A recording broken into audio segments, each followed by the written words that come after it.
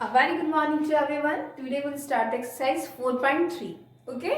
I hope आपने इससे पहले एक्सरसाइज 4.1 और 4.2 करी होगी. आपको कोई डाउट नहीं है. तभी तो जब मैंने आपको मैसेज सेंड करा है कि किसी को भी प्रॉब्लम है 4.1 में या 4.2 में, मुझे मैसेज कीजिए, मैं वो सॉल्व करवाती हूँ. तो किसी बच्चे का मुझे कोई भी मैसेज नहीं आया. सो आई थॉट दैट कि you don't have any problem, so I started exercise 4.3.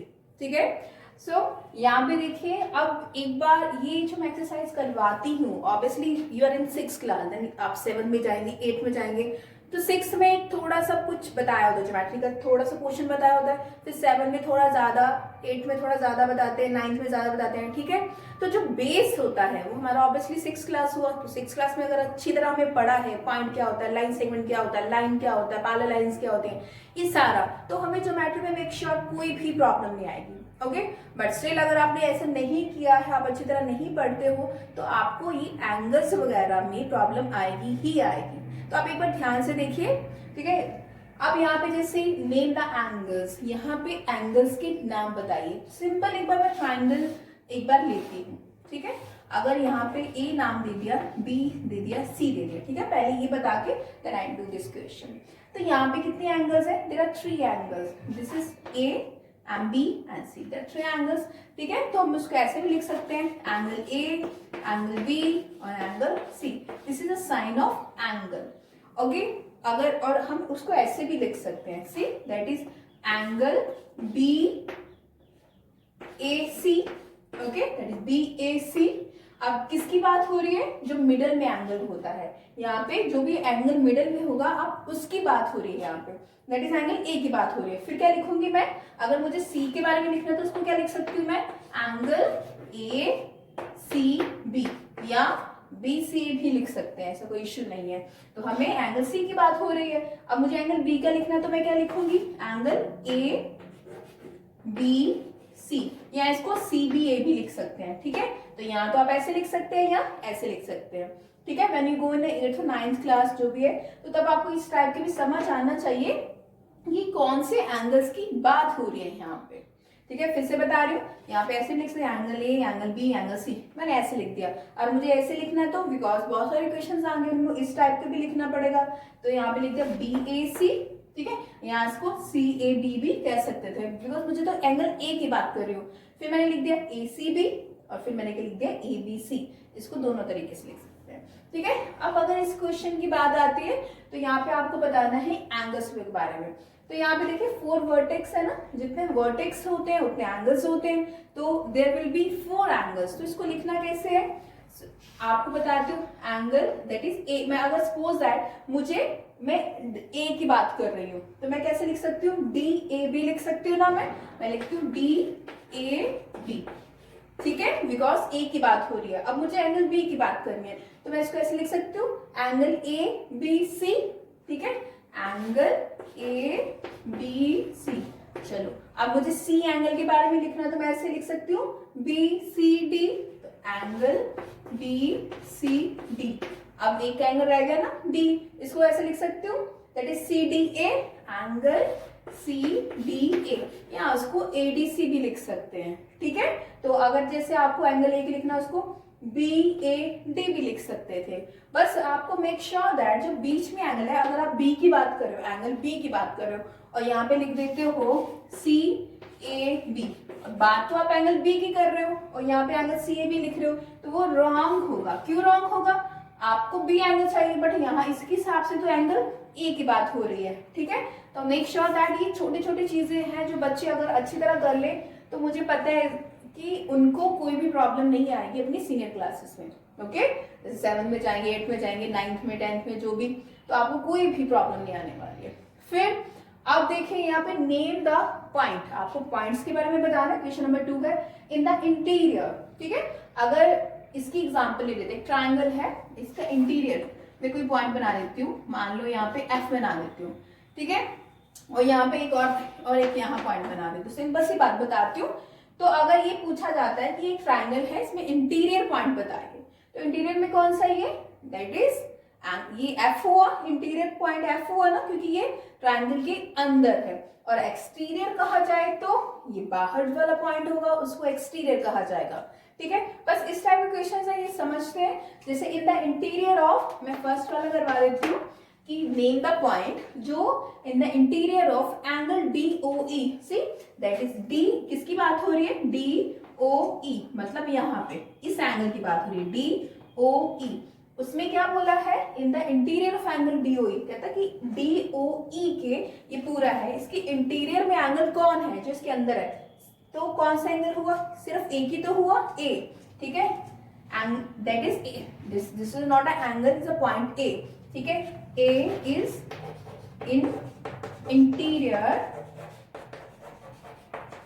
Of angle DOE, ठीक है, point A is in interior of angle DOE, ठीक है, यहां पे लिख दो, यहाँ point A is in interior of angle DOE, ठीक है। देखो DOE एक एंगल बन रहा है, उसके अंदर कौन सा है, A है ना पॉइंट। चलो अब सेकंड करते हैं, ठीक है। अब बोला गया है in the exterior of EOF, ध्यान से देना, एक्सटीरियर मतलब एंगल EOF के जो बाहर पॉइंट्स होंगे, EOF, C that is EOF, इसकी बात हो रही है, तो उसमें कौन आ रहा है, एक A आ रहा है, एक D आ रहा है, और एक यहाँ पे कौन सा आ रहा है, C आ रहा है। फिर से देखिए, ये इस एंगल की बात हो रही है, ठीक है, in the exterior angle EOF के एक्सटीरियर, बाहर वाले पॉइंट EOF, ठीक है। अब इसके जो बाहर कौन कौन है, ये बाहर नहीं माना जाएगा, ये इसका भी बताती हूँ, जैसे B पॉइंट है, इनका भी बताती हूँ। एक बार मैंने इंटीरियर और एक्सटीरियर के बारे में बताया, वो एक बार समझिए। अब EOF के जो बाहर पॉइंट्स हैं, एक तो A लिखिए यहाँ पे A, ये भी एक्सटीरियर में दिख रहा है बाहर, ठीक है, और ये भी बाहर है B, और देखते हैं कौन सा यहाँ पे, एक कौन सा यहाँ पे C, और भी देख लो अगर कोई है, दैट इज EOF के बाहर कौन कौन सा है, एक तो हो गया आपका, this is A and then D भी एक्सटीरियर में है, और C, ठीक है, A D C are exterior points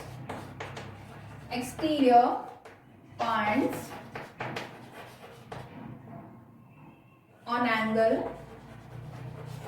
in angle, कौन सा एंगल था, EOF, ठीक है, यहाँ पे एंगल लिख ही लिया, इन एंगल EOF, ठीक है, एक्सटीरियर मतलब बाहर वाला, ADCR exterior point in angle EOF। चलिए EO यहाँ पे F आ जाएगा, ओके। अब थर्ड जो पॉइंट है उसका देखते हैं, और यहाँ पे अगर मुझे ये बताना है, यहाँ पे थर्ड वाला कि name the point on angle EOF, ठीक है, EOF पे जो पॉइंट्स है उनके नाम बताइए। तो चलिए लिखते हैं यहाँ पे कौन कौन सा है, एक तो ये E हो गया, और कौन सा हुआ ये B, ये भी उसके लाइन के ऊपर है, और इसके बाद ये कौन सा हुआ O, और एक कौन सा हुआ यहाँ पे EOF की बात करें तो FB है, ठीक है। ये जो पॉइंट्स है EBOF are on the angle that is EOF, ठीक है।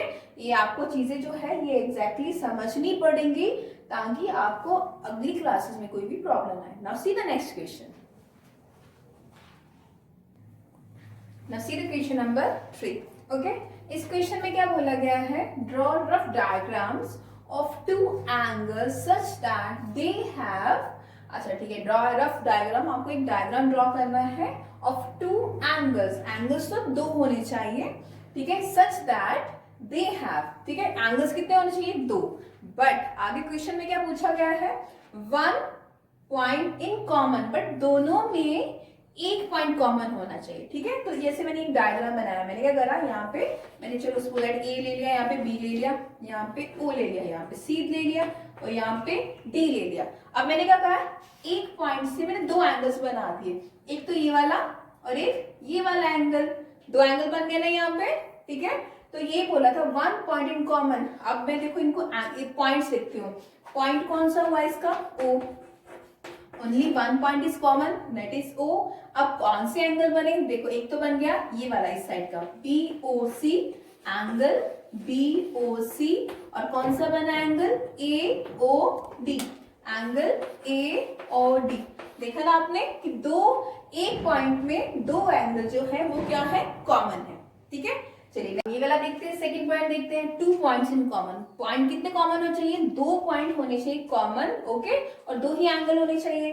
तो मैंने देखो आपके सामने एक डायग्राम बनाया है, तो यहाँ पे मैंने यहाँ पे 2 पॉइंट कॉमन लेके 2 एंगल्स बना रहे। मैंने कौन सा पॉइंट लिया? O और C। एक O हो गया और एक C हो गया, ओके। अब देखो क्या बनाऊंगी, एक तो बन गया एंगल BOC, यहाँ पे क्या बन गया?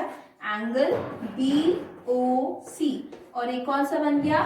COA। So this is angle COA, ठीक है। तो हमने कौन कौन सा लिया था?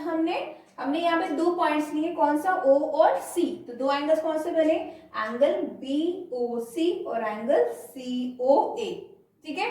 तो नेक्स्ट देखते हैं 3 पॉइंट्स इन कॉमन। यहाँ पे पॉइंट तो 3 कॉमन होना चाहिए और एंगल 2 बनने चाहिए। तो एक पॉइंट ले लिया O, एक E ले लिया और यहाँ पे B ले लिया। O, E और B, यहाँ पे 3 पॉइंट्स कॉमन आ गए, ठीक है। अब एंगल की बात करते हैं, तो ये कितना बन गया? Angle AOB। This is angle AOB, और कौन सा बन गया? एंगल BOC, और यहाँ पे एंगल BOC हो गया, ठीक है। ये सिंपल से क्वेश्चंस है, आप कोई भी डायग्राम्स बना सकते हो, ठीक है। ऐसा नहीं है कि मैंने ये डायग्राम्स बनाया, आपको भी ऐसे ही बनाना है। आप अपनी मर्जी से एक बार थोड़ा दिमाग लगा के कोई और भी डायग्राम्स बना सकते हो। बस मेक श्योर दैट जो पूछा गया है, जैसे 2 पॉइंट्स इन कॉमन, 2 पॉइंट्स ले लिए और यहाँ पे 2 एंगल्स बन गए। यहाँ पे 3 पॉइंट्स बोला था, तो यहाँ पे OEB 3 पॉइंट्स हो गए, और एंगल्स कौन सा हो गया? दैट इज AOB और BOC, ये ध्यान रखना है। अब जैसे यहाँ पे 4 points in common, 4 points common होना चाहिए, तो मैंने एक स्ट्रेट लाइन बनाई। यहाँ पे 4 पॉइंट्स कौन से हो गए? एक तो O हो गया, और एक कौन सा हुआ? E, और एक कौन सा हुआ आपका D, और एक कौन सा हुआ आपका A। ये तो 4 पॉइंट्स आ गए, पॉइंट्स आ गए आपके जो कॉमन थे, ठीक है। ये पॉइंट जो आपके कॉमन थे। उसके बाद कौन कौन सा एंगल बनेगा? एक तो बन गया BOA, या एंगल AOB लिख दो यहाँ पे, ठीक है। और एक कौन सा बन गया यहाँ पे इस साइड? एक तो ये बन गया, दिस इज AOB, और एक बन गया AOC। So angle AOC, angle 2 बने। पॉइंट्स आर कॉमन है, बट एंगल्स कितने बने हैं? 2 बने हैं, ये याद रखना। अब यहाँ पे बोला गया 1 रे इन कॉमन, ठीक है। जैसे मैं मान लो ऐसा बना लेती हूँ, ठीक है। तो इसमें एक यहाँ पे सपोज दैट O है, यहाँ पे B ले लेते हैं, और यहाँ पे C ले लेते हैं, ठीक है। 1 रे इज अ कॉमन, यहाँ पे एक रे कॉमन है, दैट इज OC, ठीक है। और यहाँ पे OC इज कॉमन रे। देखो इन दोनों को, ये जो AOB था पहले ऐसा था, दिस इज AOB, तो एक कॉमन रे बना रही हूँ और एंगल्स 2 बनते हो, तो मैंने यहाँ से एक रे बना दी, तो OC इज अ रे, इज अ कॉमन रे, ठीक है।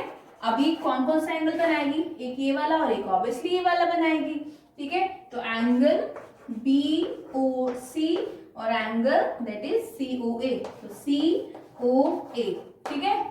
आई नो थोड़ा सा डिफिकल्ट लगा होगा, बिकॉज आपने शायद ये पढ़े नहीं है कभी, है ना। तो अगर फिर भी मैं फिर से बताऊंगी, अगर कोई भी डाउट हो, ठीक है, तो आप मुझसे पूछिए।